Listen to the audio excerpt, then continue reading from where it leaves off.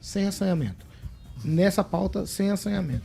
Ó, na última sexta-feira, o ministro Nunes Marques, do Supremo Tribunal Federal, decidiu arquivar o procedimento preliminar que investigava o deputado aqui de Maringá, Ricardo Barros, por supostas irregularidades nas negociações para a compra da vacina Covaxin, aquela vacina contra a Covid. Então, aquelas gracinhas lá de R$1 por dose acabaram, porque está tudo arquivado, certo?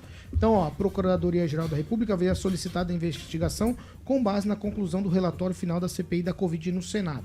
Barros, na época, ocupava cargo de líder do governo Jair Bolsonaro na Câmara dos Deputados e foi indiciado pela comissão por suposto envolvimento na aquisição dessa vacina Covaxin. Então, arquivado esse procedimento pelo Supremo Tribunal Federal. Eu começo com o Luiz Neto. Paulo, não sei por que eu senti que você ia começar comigo. Um minuto. Não, que é importante a gente dizer, né, Paulo, porque tem algumas pessoas que costumam fazer juízo de valor antes de qualquer investigação, a conclusão de qualquer investigação, antes dos apontamentos do Ministério Público e daqueles que fazem o trabalho investigativo, né? Condenaram, não vou dizer em quais situações, mas condenaram o então deputado Ricardo Barros várias vezes, dizendo que ele era responsável, que ele tinha alguma coisa a ver com esse caso, que realmente havia uma conduta de forma premeditada para prejudicar aí a compra das vacinas da melhor forma possível, da forma correta de se fazer. E agora o STF arquivando essa investigação preliminar e dizendo que não há indícios para que o deputado seja responsabilizado. Então é importante isso e dizer o seguinte, né, que a gente tem que tomar muito cuidado antes de condenar alguém, né, de expor alguém, de elevar o nome dessa pessoa à lama antes dos fatos serem apresentados e a verdade ser esclarecida. Rigon? Você me aponte alguém que a CPI da pandemia, que indiciou 80 pessoas, qual o processo que andou? Quem foi condenado? Ninguém, nós estamos no Brasil. Isso não significa... A CPI, isso não significa... A CPI não tem... A CPI não tem obrigatoriedade de condenação. É o relatório que é apresentado que tem que fazer isso.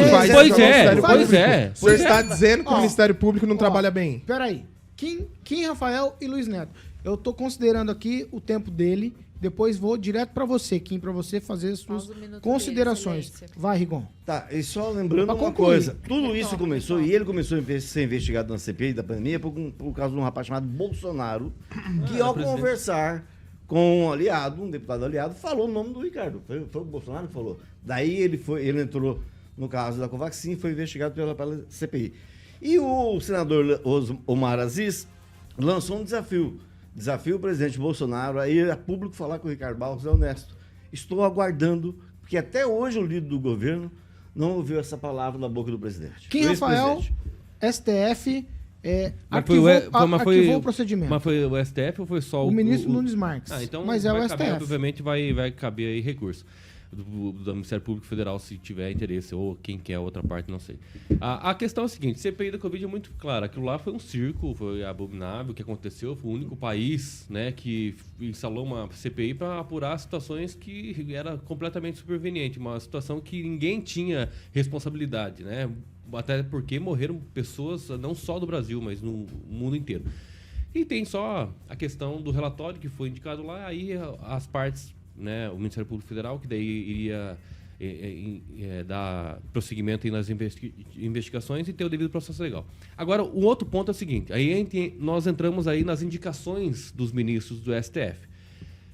Aí eu não sei, meu comentário já vai ao contrário do que eu penso, porque o Cássio Nunes, com todo respeito, é um centrão fisiológico julgando alguém que é centrão fisiológico. Então, essa indicação do ministro Nunes Marques, por mais que deve ter sido por sorteio, essa relatoria, enfim, ele deve ter decidido nesse sentido, mas, infelizmente, se a gente pautar toda vez aqui, tanto a questão do Zanin, que possivelmente pode entrar no STF, a julgar situações envolvendo o Partido dos Trabalhadores, eu vou sempre discordar porque são parciais. Então, na minha opinião, infelizmente, não tenho que julgar nesse sentido, mesmo que Daqui a pouco você safa, fala disso. Nós vamos falar de julgamento. por mais que a gente se do safa Bolsonaro disso, né? O Ricardo no Barros está eleitoral. se safando disso, Vai obviamente, que- por conta do poderio que o ministro tem, mas é tudo da mesma laia, no sentido de centrão fisiológico, então um deve favor pro outro, então infelizmente dá pra jogar desse jeito. Fernando Tupan, ó, ministro Nunes Marques, ele arquivou o procedimento daquela história da compra da Covaxin. Tinha aí um boato de que o Ricardo Barros estaria envolvido. E esse boato partiu de quem, Paulo Caetano? Partiu da esquerda. A esquerda queria desgastar Bolsonaro e o Ricardo Barros foi na leva. Simplesmente isso. Foi na leva. E a gente vê a esquerda fazendo isso diariamente.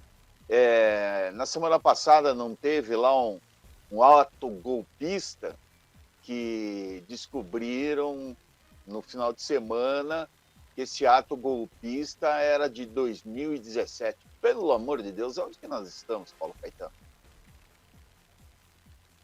Lá, agora, Agnaldo Vieira. Olha, o nome do Ricardo sempre esteve envolvido em várias situações, mas nunca se prova nada e nunca chegou a ser preso, acho que nem levado coercitivamente para nenhum depoimento, né? Mas esse é o estilo do Little Richard. E a vida continua. Pamela Bussolini. Paulo, essa notícia não me surpreende, afinal de contas, né, nós estamos vivendo um período onde casos onde há provas, né, sobradas, como se diz, são anuladas. Imagina nesse caso aí da Covaxin, que essa vacina sequer foi comprada, o denunciante diz que perdeu as provas, perdeu o pendrive onde estavam as provas, não conseguiu comprovar ali as suas alegações. Então, realmente, esse desfecho para o Ricardo, eu acho que vai se manter, por mais que agora, né, é um voto isolado, mas depois, caso venha a ser discutido por um plenário, eu acho que se mantém, não só pela ausência ali de comprovação do que foi alegado contra ele, mas também porque o Ricardo, hoje, é uma pessoa que ele vai de A a zinco na política, né? Ele transita.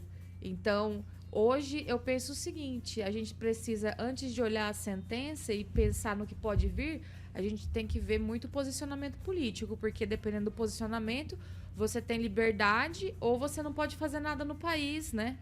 E o Ricardo, como ele é muito uma pessoa que transita entre diversos posicionamentos, partidos e tudo mais, senta com todo mundo, acho que essa sentença aí se mantém contra ele. Acho que não vai vir nenhuma jabuticaba jurídica, não, nesse caso.